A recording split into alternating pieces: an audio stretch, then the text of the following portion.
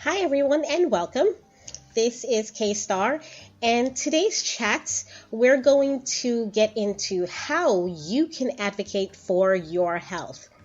I know this topic can be a little intimidating for some, but today, hopefully, I will be able to give you some information that's going to help you in the future so that you can be an informed patient. Right? That's really important right now. With all this back and forth about health insurance and some people not being able to afford it, now is really the time for you to be an informed patient.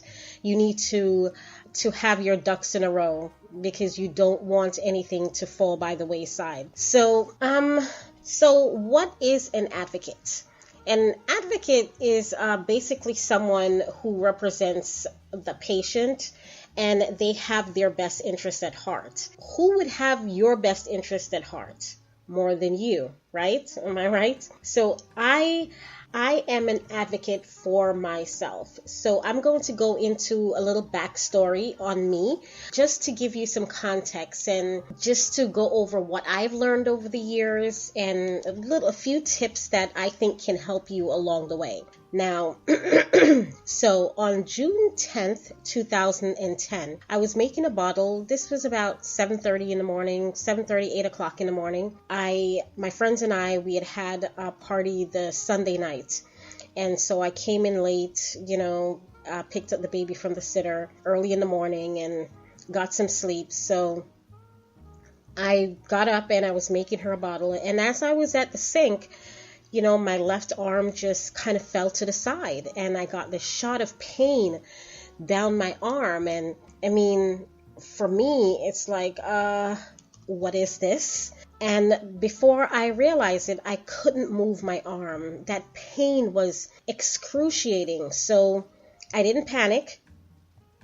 I had Caitlin with me, and at this time, Caitlin is a little over a year old.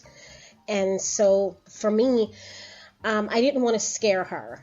So what I did, I called my friend Cliff and I said to him, listen, something is going on with my arm. I don't know what it is, but I need to get to the emergency room.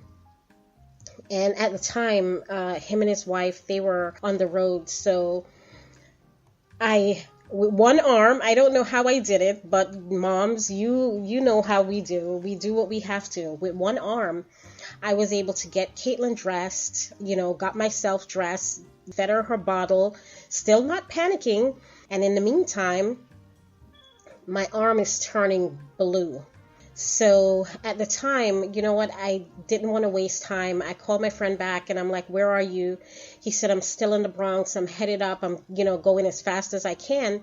And so I ran upstairs and called my neighbor and I said, listen, I need to get to the emergency room, but I have to drop my daughter off, to her godparents before I go. I don't want to take her with me. After I got dressed, we met up with my friend Cliff and his wife Nikki, and they took Caitlin and I went on to the emergency room. Now, this is, for me, I'm like, what the heck is going on? But at this time, my left arm from my shoulder down was completely blue, like a dark blue, like your blue jeans, that kind of color. So when I got to the emergency room, they told me that I had a clot in my left artery, my left arm, and the doctor, Dr. Patel, said to me, I've been practicing for 20 years, and this is the third case I've ever seen. And of course, I would ask in the midst of all of this, so what happened to the other two? His response, let's not talk about them, let's talk about you. He gave me the options. I said to him, listen, I have a little baby and I don't want to lose my arm. And he says, not as long as I'm here, I'm going to do what I can. And so they end up putting me on heparin right away, and it was able to break up the clots. Okay, so that was one of the big event that set off my health issues to where I am today. Over the years, I've had many clots. I've had aneurysms, clots, you name it, I've had it. Strokes. I had one major stroke and I've suffered quite a few mini strokes. And so I have my health issues that I battle on a daily basis. But what I have learned, I had to learn how to advocate for myself. Because at the end of the day, no one would look out for me the way I would. I know what is going on in my body. I know what the pain feels like. I know what is going on. It was only logical that I find out as much as I can about what was going on with me, to be honest with you. For me, once I got out of the hospital, I started doing some research. And I know doctors always tell you, please don't go on Google. Don't Google your symptoms because Google is going to tell you you're dying the next day. Well, I mean, Google did tell me I didn't have long to live, but it also gave me some great information and a start. It gave me the start. It gave me a place to start because I needed to know what was happening with my body. I needed to know also how I can help myself in the process. The doctors are doing their part, right? What do I do? Do I just sit back and take the meds that they give me? What do I do? Do I just kind of say, okay, whatever you say? Nope, that's not me. So what I did, I researched everything. At first, they did not know why I was clotting. Well, they still don't know why I'm clotting. But as we went along, I did a lot of research. And one of the things that I came across was forums. I started to go into the medical forums and just kind of read over people's stories. I was peeking, I was spying, I was one of those spyings. I was on all the medical forums kind of, reading over everyone's story and does that fit my situation? And just kind of talking to people, trying to get a sense of where they were, what they were experiencing, and seeing if it was something that was similar to what I was going through. Unfortunately, that didn't happen, but as we went on, it came clear to me that I had to do something. So what I started to do, I started to keep a journal. I started to keep a medical journal, and in that medical journal, what I did on a daily basis, once I got up, I wrote how I was feeling, pain level, if my arm was swollen, if it was okay. I just kind of took note of my body.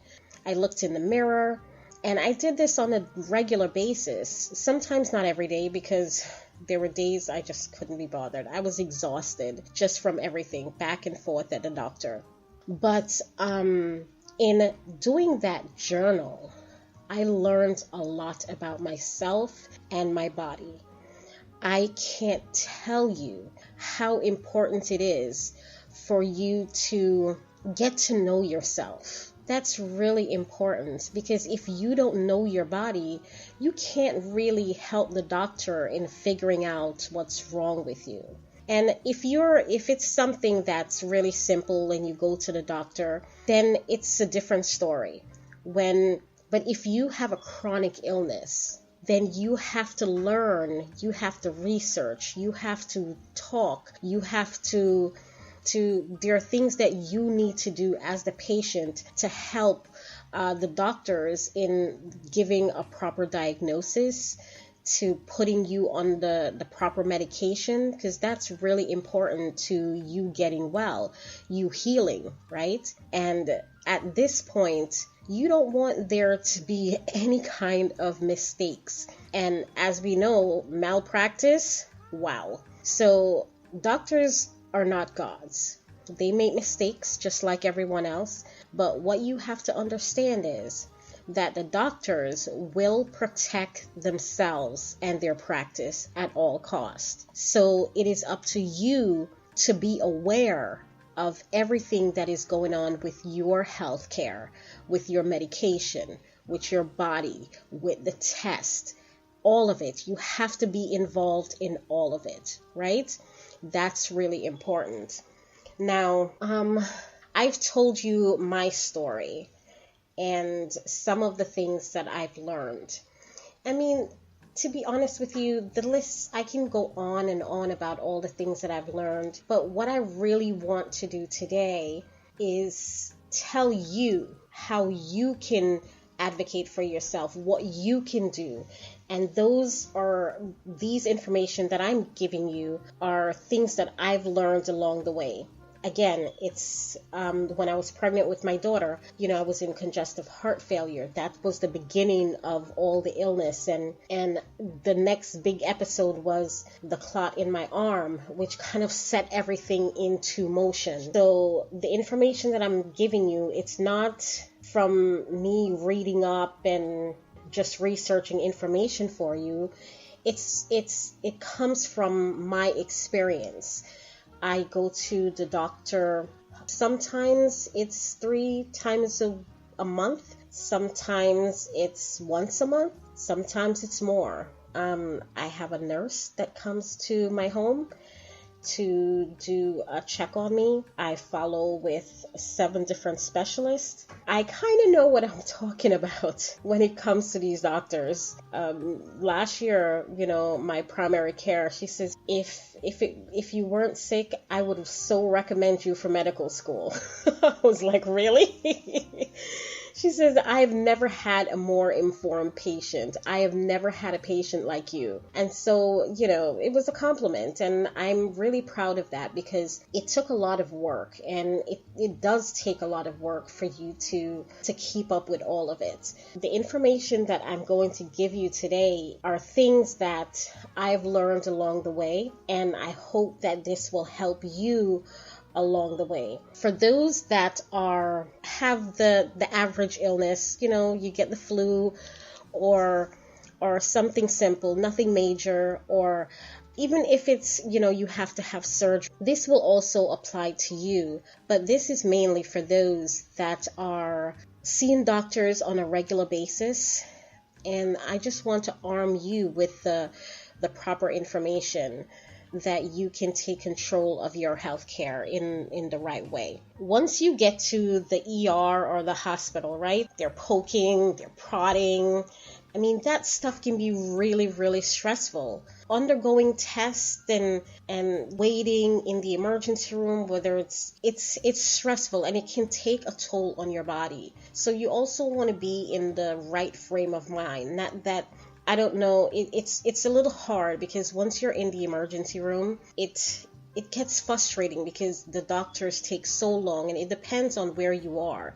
If you're in the inner city, the hospital, the emergency room may be crowded, so the wait is a little bit longer. You may do blood work or urine, and it takes hours and hours to get back, and you're frustrated, you want to eat, you want to go home. But be patient. Be patient. And I can't stress this enough. It may sound simple, but please be patient. First, we're going to worry, the stress of worrying and the anticipation, of going to the doctor or going to the emergency room. It's enough to stress anyone out. But I'm just going to give you some tips on how you can pretty much, I'm hoping you can take control of the situation to help yourself, right? First and foremost, be informed.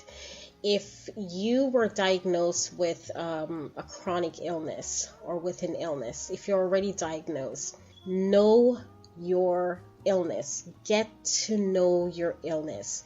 Research, ask questions. Don't be afraid to ask questions. Don't be afraid to ask your doctors, even if it may sound silly to you. This is your health. So it's really important for you to have all the details in order to take care of yourself.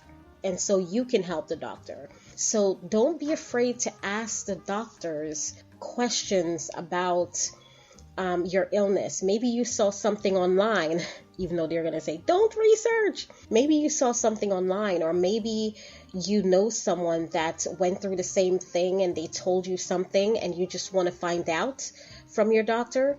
Ask your doctor. Don't be afraid to ask your doctor. But I must tell you, please do not be hostile to your doctor. Don't yell at your doctor. Please do not yell at your doctor. They're the ones that's taking care of you, and you want to build a relationship with your doctor. So when you go to the doctor, you want it to be a good experience. You don't want the added stress of that tension between you and your doctor, because you're always yelling at your doctor, and now the doctor has become withdrawn and not want to deal with you, or they try to hurry you out of the exam room because they just can't deal with it. And just imagine, they're dealing with hundreds of patients a day, so they're also stressed too. And now the government have them filling out all these papers and reports, so there's a huge demand on their time. All right, again, please don't be hostile to your doctor. Be nice to your doctor. Okay, so it is important for you to connect with someone who's going through the same thing. This can be a support group. Maybe they have support groups online, also that you can join. Or maybe it's someone from the doctor's office or the hospital that you've gotten to know. Or even if you're just waiting in the waiting area and someone is there, you can chat them up, and maybe ask a few questions, and, maybe you'll find out that you're going through something similar, and you can get some information from them as well. Isn't that a good idea? Again, the journal. The journal is really important, because sometimes we may not remember things when we go to the doctor, but if you have a medical journal and you're jotting things down on a regular basis, when you go to your doctor, you want to make sure that you take that journal with you, right? Because then you can go back. Maybe you saw the doctor a month ago. Let's just say a month ago. You're going to go back. You can go back in your journal and say, well, you know what, doc? A month ago, I was feeling a sharp pain in my back or whatever, or I had a temperature of 102 and then it just went away. By you keeping a log of what's happening with your body, you can then inform your doctor when you see them, so that they can be better equipped to help you. It may sound simple, and it may sound a little, it's like, oh, okay, I'm not a kid. I don't want to go back to a journal. I can remember. But do you really remember everything that happens with your body? Today you may get up and you were in a lot of pain, and the next couple of days you're good. That day that you were in a lot of pain, by the time you go to the doctor, you probably forgot what the pain felt like. You forgot if the doctor said, well, is it a scale of 1 to 10? What was it? Oh, I don't remember. But if you jot it down, then you can go back in your journal and say, well, you know what? I was about a 7. It was a really bad day, and I think I was about a 7. And you can give other details as well. And also, it's good to put in a journal what you ate. And if you're like me, because I'm taking so many medication, I think right now I take about 37 pills a day. And I have, because of that, the medication, they mess with your stomach. And so sometimes I will jot down what I ate. Sometimes I don't. I may eat one meal for the day. I know I should be eating and taking my meds, but sometimes it can't be helped. It's just on those bad days. So you may want to jot down what you ate for breakfast, or, what you ate for dinner. If you were able to keep it down, how many times you went to the bathroom, stuff like that. And it's a detailed. The details will help your doctor to better serve you. The next one I would say is for you to get help. Oh my gosh, this is so important. I don't mean physical help. Physical help you're getting from your doctor, that's all well and good. But when you have a chronic illness, you need emotional support. And for me, this is a little tricky because for some people, they can rely on a friend or family member that is their confidant, and they can cry on their shoulders, or just someone to hear them. But you don't want to make the mistake of going to someone who doesn't really want to hear your sob story. And I hate to say it this way, but it is the truth. You don't want to go to someone who doesn't want to hear your sob story, because that's the way they look at it. It's not that way for us, but that's the way they're going to look at it. I don't want to hear this sob story, but maybe they're not really interested in hearing about your problems, but they're merely just putting up with you because maybe they're obligated to, out of guilt or obligation. And you don't want that, because the feeling is going to be different. You want someone who is able to pay attention and acknowledge your emotions and what you're going through. So for me, it's important to seek professional help. And professional help, for some people, is a no-no. For some, it's yes. For me, it's a heck yes. Okay? I am not joking. It is a heck yes. When you're not well, when you're physically sick, and you're not well, it takes a toll not only on the physical body, but it takes a toll on you emotionally in so many ways. Everything gets affected, right? Your family life suffers, your sex life suffers, your everything suffers. And for some people, okay, they'll kind of deal with it in their own way, and they say, well, I don't need therapy, I don't need to see anyone, I don't need to talk to anyone. But you know what that does? They internalize, and that comes out in other ways. That can manifest in physical ailments, other physical ailments. So my advice to you would be to seek professional help. There are plenty of places out there where you can get help. Insurance, mental health is the big thing now. There are plenty of places where you can go and get help. It's not something that, to me, that you should be embarrassed about, or something that you should be afraid to do. If you need help, then you need help, and go get help. This is really important. You need to have your person, that person that you can go to, whether it's once a week, twice a week, once a month, twice a month, however you want to do it. That is your person that you can talk to, and you can feel comfortable with that person to tell them anything. You know what I mean? And that's your person. So I think that is really an important part of advocating for yourself. It's not just the physical, but it's all around, right? It's all around. You want to be well. You want to heal all around, physically, emotionally, spiritually. Also, I think I spoke about this before. Building a relationship with your doctor.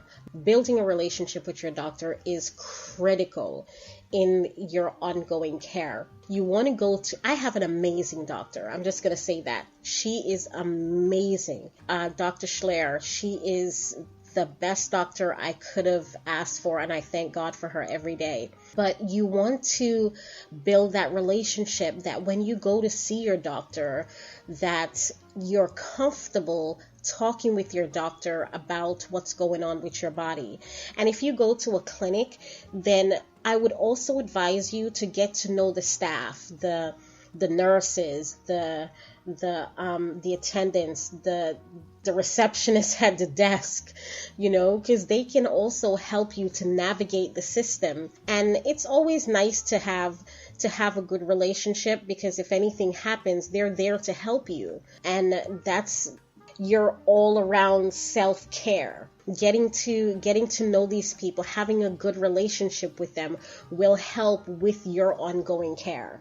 The next thing is medication, and this is a big one. Now, if you take medications, please, I stress to you, do not be afraid to ask questions about the medication that you are receiving. What are the questions that you're going to ask? Why am I getting this medication, first and foremost? What are the side effects of the medication or medications? How long will I be on this medication?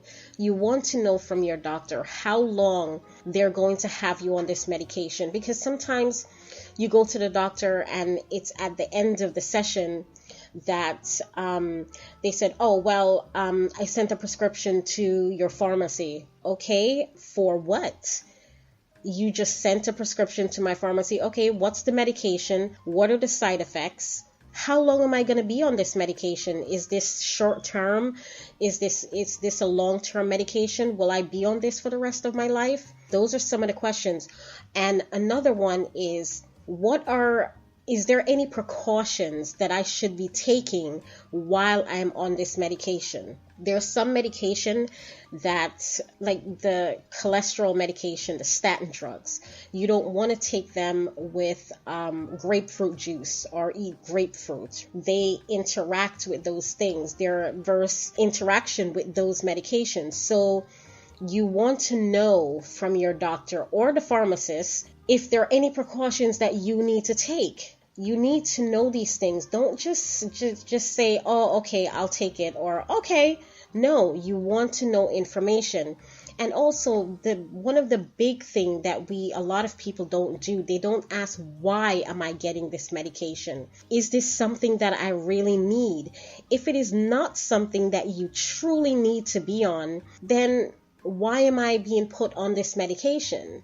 Right? We're over-medicated already. We're so over-medicated. And so if it's not something that you need to be on, then you need to let your doctor know, unless I need this medication, I don't need to take it. But you don't just decide by yourself. I want to caution you, don't just decide by yourself that, oh, I don't want to take this medication, and maybe because you looked online. You need to speak with your doctor and determine if this is something that you really need, and how long you're going to be on that medication. And also, if you have a copay for medication and you have to pay something for your medication, you may also want to find out from the doctor if the generic form of this drug is just as effective. And yeah, I know everybody say, yeah, but for some medication, they will not give you the generic form of the medication. So you want to know that as well.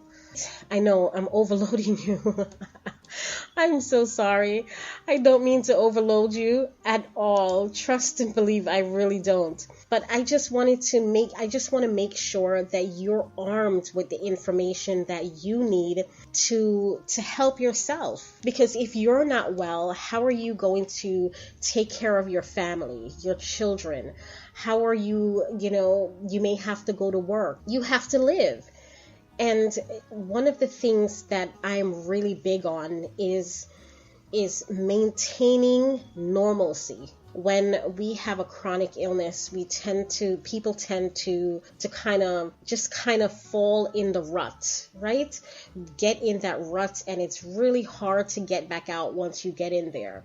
Try to maintain some normalcy. If you used to go out and do your thing, then you should still go out. It may not be as often as you did before, but you do it when you can. This is where self-care comes into play, because even though we're sick, especially as women, we still have families. Most of us have families that we have to take care of, children that need us. So we don't have the luxury or the time to be sitting around and not taking care of ourselves. If we don't take care of ourselves, then we're of no use to our family or our children. So self-care is really important. And one way you can do that is just taking some time for yourself. And maybe you're busy and you think you don't have the time, but even if it's a half an hour of just sitting and just reading a book or listening to some music or just laying down will help to go a long way. Maybe it's, going to get your nails done, getting a mani and pedicure. That may take a half an hour, an hour. That's your time. And that's going to make you feel good, because once you feel good, it goes a long way in helping to boost self-esteem, because a lot of the times when we're not well, our self-esteem, what does it do? It drops because we don't feel ourselves. We may have gained some weight. And I know for me, I'm still struggling with that. I will be honest with you. I still struggle with that because I have put on, since I got sick, I think I've put on about 60 pounds over the years. And, when you go from, being a size 3, it's a lot to take, and it may seem simple to other people, but you may not be comfortable in your own skin. And that's a big deal. That's really a big deal. So, don't allow anyone to trivialize that. That is a big deal. If you getting your hair done or your nails done and just one day just putting on some makeup and getting dolled up for no reason, and if that makes you feel good, then by all means do that. I sure do. And it's important for us to know our worth. And when we're sick, like I said, we fall in that rut. Our self-esteem suffers. We suffer physically, emotionally, spiritually, just all around. And we have to make an effort to keep ourselves, what's the word I'm looking for? To keep ourselves going. And that's not the word I want to use, but there's another word. I just can't think of it right now. But we want to keep ourselves, and we don't want to fall into that rut, because then what's going to happen? Depression is going to set in. And once you get deep into that dark place, it's really hard to get out. And that's why self-care is so important. And that self-care, like I said, doesn't have to be something big. It can be something small. It can be, what I do sometimes? I'm going to whisper this to you. Sometimes I just go for a walk. I go for a walk. And it may be, most of the time it's about 20 minute walk. But sometimes I just go for a walk, and I put in my headphones and, my earbuds, and I put on some music, and I listen to my music, and I just walk. And that's my time to kind of just think and not mope at all, but just to feel good. And the walking and the fresh air does something for my body that is magical. I love to be outside. So that's, for me, walking gives me life. Sometimes it's inside just listening to music or reading a book. I'm a workaholic. I can't stay still. It's people that know me knows that I'm always doing something. And even though I'm in a lot of pain all day, I push through it because I don't want to sit down. I don't want to lay up in bed all day. I don't want to. The only way I'm going to lay up in bed is if I'm really sick. But if the pain level is at a 6 or below, or all right, 7 or below, I'm up and at 'em. I'm up and around and trying to be. And sometimes I push myself a little too hard, but it makes me feel good. It makes me feel good to be active, to be useful, to just not be laying around waiting for the next episode of something to happen. So that's my advice to you. For advocating for yourself is really important. And I know for some of you, it's a little scary. It can be a little scary because it takes work. It takes work. But just imagine the results. You go to the doctor and your doctor say to you, then just say, "Oh, Miss Jones, wow, you are truly informed. Where did you get all this information? I love this. You're my favorite patient," or something like that. It makes you feel good, right? And to know that this is you're not doing this for anyone else. You're doing it for yourself. And it will make you feel good. And it makes you feel like, because when we're sick, we feel you feel like there's nothing you can do. You feel helpless, right? You can't control it. You're not in control of what is happening. So this is something that you can take control of. This will make you feel like, okay, I have control of something. I can help in my care. I can help my doctors to figure out what's going on. I can help myself. And to me, that's an amazing feeling. I don't know about you, but I think that's pretty awesome. And so I know it's a lot of information that I just gave you, but I'm just going to touch on a few of the points that we spoke about earlier. First of all, we want to be informed. We want to be informed about our health, about our illness, what is going on with us. Do not go to the doctor and not ask questions. Ask questions about your medication, about the illness, about, what you can do to help. Find out from your doctor if there's anything that you as the patient should be doing to help your situation, to help in your healing. You also want to get support. This could be from a support group. It could be online. It could be at, in your local community. You want to find someone to talk to, your person, that you can get your mental health is a big deal. And so if your health is going to improve, the physical is what most people focus on and saying, oh, I want to physically get better. But in healing, you need to get well. You need to be well physically and mentally. And we sometimes neglect that part of the puzzle. We forget that part and we just kind of move on and we focus on the physical because we're feeling physical pain. The affliction is physical.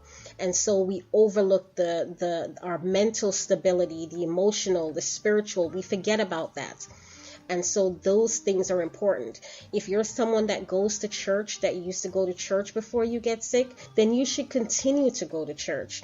You should continue to seek spiritual guidance, because if it was important to you, then it should always be important to you. Don't let that fall by the wayside. If you're a church-going person, don't stop going to church. You may not be able to get out for the rest of the week, but make Sunday or Saturday or whichever day you worship, let that day be your outing day. You get dressed up or put on whatever and you feel good, and you go to the gathering and you go for the word, right? And when you're finished, you probably feel filled. It's a great feeling.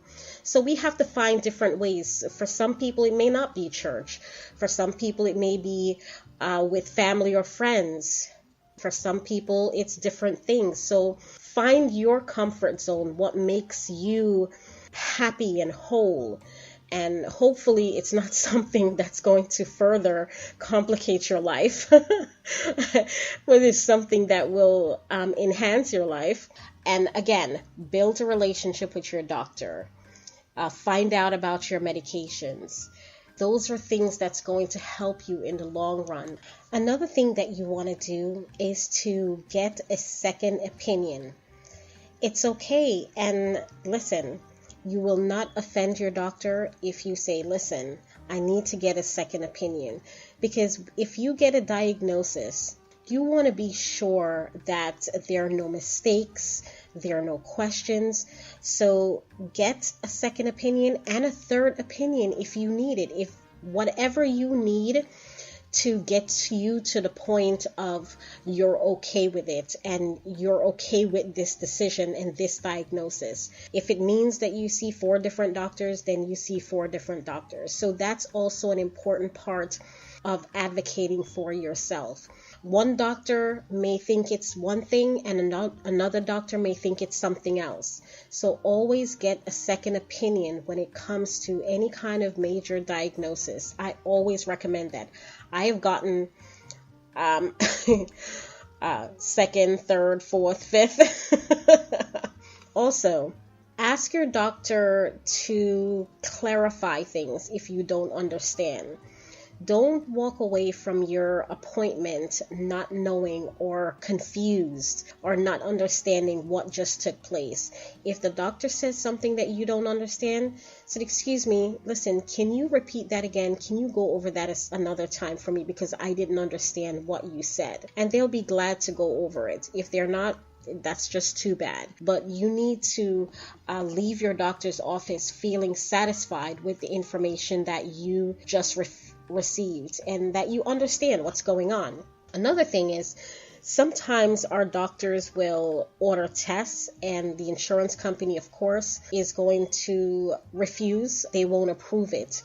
Appeal that decision. I can't tell you how many times my doctor has sent me for tests, put in for me to have tests done, and the insurance company has refused to approve it. And every time I get that letter, I appeal,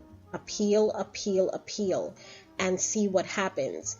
If you just let it go, that could be a test that could determine what your diagnosis is. And for me, I know there are certain tests that I need to take because of the clotting disorder that I have to deal with.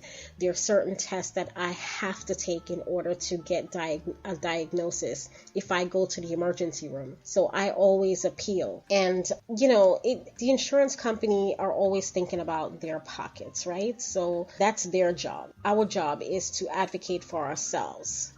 So we will appeal all the decisions that you make until we get the answers that we're looking for. And to be honest, sometimes you'll still get denied. But most of the time, if your doctor is explaining the reason for the testing or the procedure, it will more than likely get approved as you go along. Another thing is, people have asked me about, clinical trials. Clinical trials are a little iffy for everyone because people don't have a full understanding of what they are. Clinical trials are for drugs that are not on the market yet. They're still seeking approval and they need to test the drugs, and maybe you're in a situation where you're looking for relief or for some kind of Hail Mary, and a clinical trial may be another direction to go in. And it could help you. It may not work for everyone, but nothing tried, nothing gained. So clinical trials are also another possibility if you're at your wit's end and not sure what to do. This is a biggie for me. If you get a diagnosis or you have to do some kind of surgery, the doctor comes and say, well, Miss Jones or Mr. Jones, this is the situation and we need to get this procedure done. You need to have surgery right away or blah, blah, blah. Take some time to think about it. You don't have to unless it's a life or death situation, you don't have to make that decision right there and then on the spot. Ask for time. And with most medical procedures, and situation, they are time sensitive, and I understand that. But you need to take the time to make that decision with a clear mind. And to me, there's no harm, as long as the doctor says it's okay, there's no harm in waiting a day or two so that you can make the right decision. You can talk to your family about it, and so that everyone is on the same page. And you can ask for other people's opinion. Maybe speak to someone that has gone through the same procedure so that you can have a better understanding of what's going to happen, what the recovery time is, what to expect. It doesn't have to be procedure. It could be a test that you're going to take. But don't be afraid to take that time. This is all about you. And you want to be able to make decisions when you fully understand what's happening. And if you don't have that, then take the time to get the information so that you can make an informed decision. All right. Again, thank you for joining me, and I look forward to you joining me in the next episode of the chat.